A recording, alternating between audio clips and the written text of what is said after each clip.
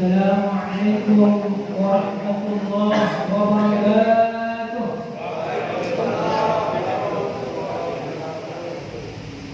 الحمد لله رب العالمين، والصلاة والسلام على أشرف الأنبياء والمرسلين وعلى آله وأصحابه المجاهدين الطاهرين.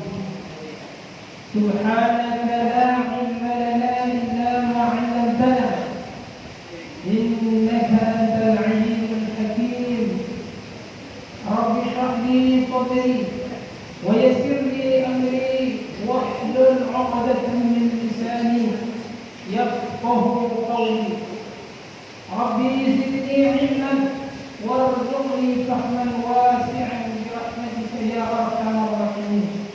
اللهم صل على محمد وعلى آل محمد. اللهم صل على محمد وعلى آل محمد. اللهم صل على محمد وعلى آل محمد وسلم تسليما كثيرا. Hadirin sidang salat jamaah sunnah tarawih di Masjid Al-Muttaqin rahimahumullah. Bersama-sama kita tingkatkan kesyukuran kita kepada Allah Azza wa Jalla, karena dengan izin Allah, bi'aunillah wa bi'idznillah wa birahmatillah, kita dapat melaksanakan satu ibadah salat sunnah jamaah tarawih tepatnya di Masjid Al-Muttaqin ini. Ini semua bukan kekuatan kita, tetapi ini adalah merupakan anugerah rahmat dari Allah Azza wa Jalla. Inilah makna la haula wa la quwwata illa billahil aliyyil azim. Hadirin sidang salat jamaah salat sunnah tarawih rahimakumullah. Tema kultum atau khutbah sebelum melaksanakan tarawih pada malam yang mulia ini berkaitan peranan pemuda dalam memperjuangkan agama Islam. Saya ulangi, temanya adalah peranan pemuda dalam memperjuangkan agama Islam. Satu tema yang sangat menarik dan bagus disebutkan di dalam Al-Quran pemuda, di antaranya dengan bahasanya fata. Ada juga disebutkan al-fityatu, bukan al-fitnatu, tetapi al-fityatu, pemuda, remaja. Kalau dalam hadis pemuda disebut syabun, atau yang dikenal asy-syabab. Dalam satu hadis disebutkan ya ma'syar asy-syabab, wahai pemuda-pemuda, remaja, khususnya yang belum kawin. Dalam hadis itu, ya ma'syar asy-syabab in istata'a minkumul ba'ah, kalau kalian sudah ada biaya mampu untuk berkawin, falyatazawwaj, segera kawin. Fa illam yastati', kalau tidak mampu, bisawm, berpuasa. Fa inna lahu wija'un, dengan berpuasa itu dapat menghilangkan hawa nafsu. Di dalam kitab akhlak Idhatun Nasyi'in disebutkan ya ma'syaran nasi'in, ayyuhan nasyi'in, wahai tunas-tunas bangsa. Itulah pemuda. Pemuda ataupun remaja, atau dalam bahasa Indonesia adalah young generation. Apa disebutnya? Young generation. Pemuda-pemuda, remaja-remaja. Baik, hadirin rahimahullah. Disebutkan dalam firman Allah Subhanahu wa ta'ala, wa rabbana 'ala qulubihim idh qamu wa qalu rabbuna rabbus samawati wal ardi lan nad'u min dunihi ilaha lan nad'u min dunihi ilaha laqad qulna idhan shaqqa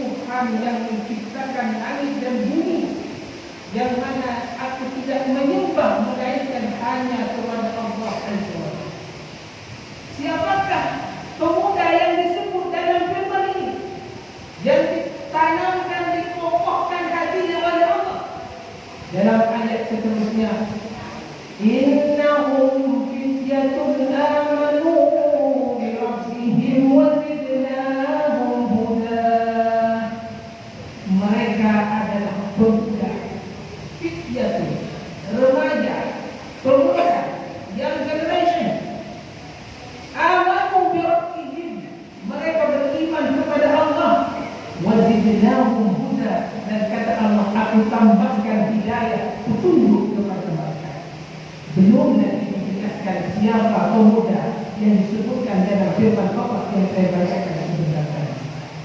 Setelah kita lihat ayat yang lain adalah il awal fityatu ilal kahfi faqalu rabbana atina min ladunka rahmatan wa hayyi lana min amrina rashada.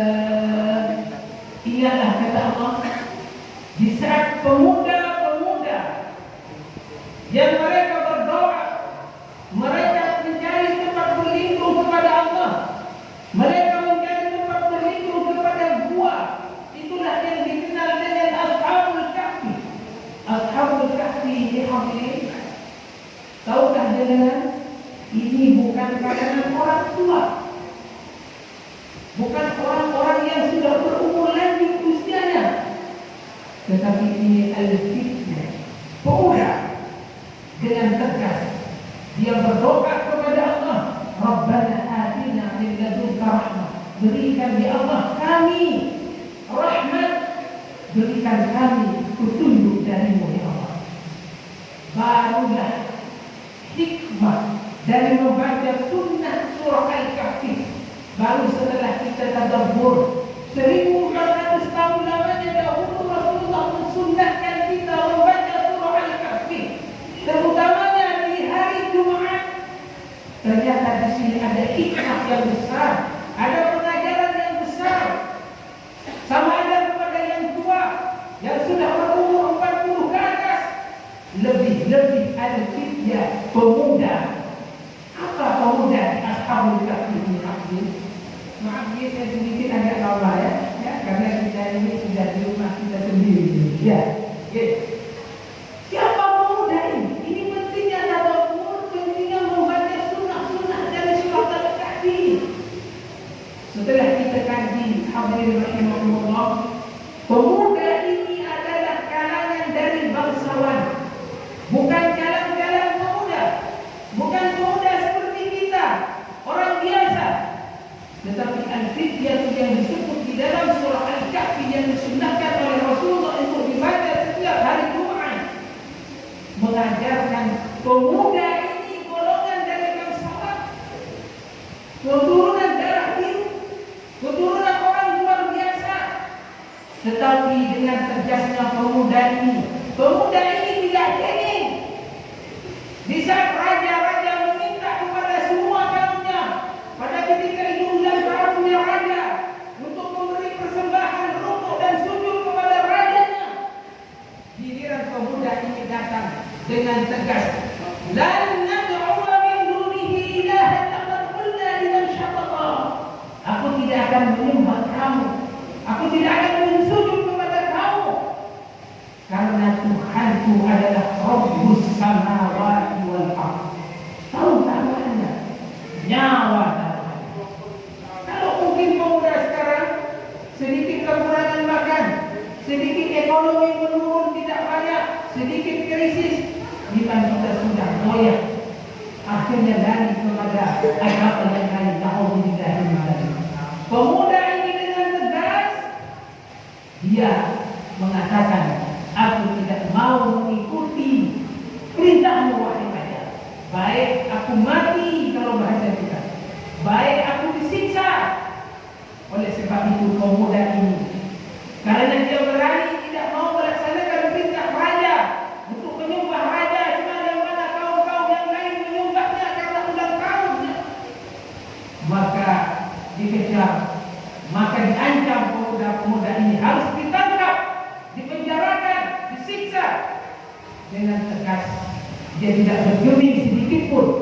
Biarlah penjara, biarlah kematian, baik aku lari dari kelezatan-kelezatan kerajaan walaupun aku keturunan bangsawan. Akhirnya dia mencari tempat berlindung yang disebut yang namanya Ashabul Kahfi.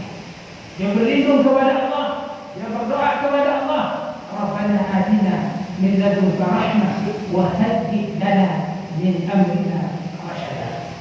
Itulah pemuda yang luar biasa dari pengajaran Ashabul Kahfi. Yang kedua, ada pemuda juga disebut di dalam Al-Quran, wa idh qala Musa الفتاة لا أبرح حتى أبلغ مجمع البحرين أو أمضي حقها. Ingat kata Allah, kisah di saat Musa minta tolong kepada Yusha bin Nun, kepada pembantunya, kepada pemuda yang bernama Yusha bin Nun. Apa ucapan Musa? La abrahu hatta ablugha majma'al bahrain aw amdi haquba. Sampai kapanpun, sampai bila mana masa pun, aku akan menuntut mencari ilmu. Aku akan mencari seorang guru yang telah diwahyukan oleh Allah kepadaku, sampai menemukan batasan antara dua pertemuan 2 tahun. Atau kalaulah guru itu belum kami temukan, walaupun bertahun-tahun lamanya, aku akan mencari ilmu. Siapa di situ? Adalah Khidir alaihi salam. Singkatnya hadirin rahimahullah, betapa Musa yang hebat luar biasa, Yusha bin Nun, dia tetap mencari ilmu yang luar biasa demi sebuah cita-cita yang mulia. Hadirin rahimahullah, panjang sebenarnya akan disebutnya Al-Fatah ini. Masih ada 5 lagi, tapi saya ambil kesimpulan. Apa pelajaran? Apa pelajaran dari kisah Ashabul Kahfi? Apa pelajaran Musa dengan Yusha bin Nun, khususnya kepada pemuda-pemuda untuk memperjuangkan agama Islam? Adalah kita lihat baginda Rasulullah sallallahu alaihi wasallam. Rasul sallallahu alaihi wasallam diperintah oleh Allah, ya ayyuhal mudaththir, wahai orang yang berselimut, yaitu Nabi Muhammad. Ya ayyuhal muzammil, wahai yang berselimut, yaitu Nabi Muhammad. Pada ketika itu karena ingin menerima wahyu, kum fa'amil, berdiri, bersemangatlah, tegakkan amar ma'ruf nahi munkar. Inilah peranan pemuda masa ini. Banyak remas-remas, remaja masjid, pemuda-pemuda yang cemerlang akalnya, tenaganya masih kuat, maka jangan kalah dengan mereka-mereka yang sudah berumur. Jangan kalah dengan orang-orang non-muslim. Pemuda harus bangkit, jangan tidur. Pemuda berkata, Ustaz, saya tidak tidur. Benar, adik-adik tidak tidur. Tetapi kalau hidupnya hanya makan, minum, tidur, pulang, masuk rumah, sekolah, tidak begitu bermanfaat kepada Islam, maka hakikatnya walaupun hidup terbiar, itu namanya tidur. Maka peranan anak muda di zaman sekarang bangkit, amar ma'ruf nahi munkar. 1. Bangkit, ta'awanu 'alal birri wat taqwa. Terutama di zaman sekarang media sosial luar biasa pesat dan banyak. Tidak semua media sosial itu buruk. Kalau kita pandai menggunakan, bisa dijadikan ladang dakwah, medan dakwah. Yang pandai membuat YouTube, buatlah YouTube konten-konten agama Islam. Yang pintar bikin TikTok misalnya, bikin dakwah pendek. Adik-adik remaja, siapa namanya? Bima. Satu lagi itu. Banyak lagi. Kekuatan pemuda. Pemuda yang kuat tenaganya, yang gemerlap tenaganya. Insyaallah Masjid Al-Muttaqin dengan urus keselamatan semua pengurus. Cita-cita kehidupan ini adalah membentuk, mengkader pemuda-pemuda remaja Islam untuk mencetak orang-orang yang Allah bermanfaat, khairun nas anfa'uhum lillah. Oleh sebab itu, pemuda, gunakan akal, gunakan media sosial dengan baik. Jangan hanya menonton film-film yang tidak baik. YouTube gunakan mendengarkan keagamaan, Google dan lain sebagainya. Bantu rumah Allah, bantu orang tua, bantu guru. Bagaimana sekiranya berpikir untuk memajukan agama Islam? Bagaimana untuk memajukan rakyat ini?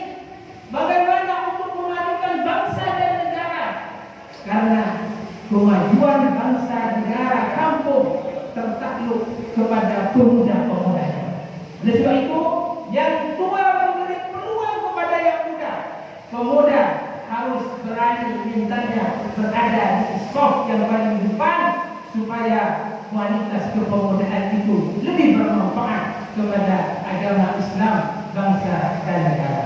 Hadirin rahimakumullah, banyak lagi yang kita akan bincangkan karena kita akan teruskan salat tarawih. Insyaallah pada lain waktu dan kesempatan kita akan sambung kembali. Semangat pemuda, semangat insyaallah. Terima kasih.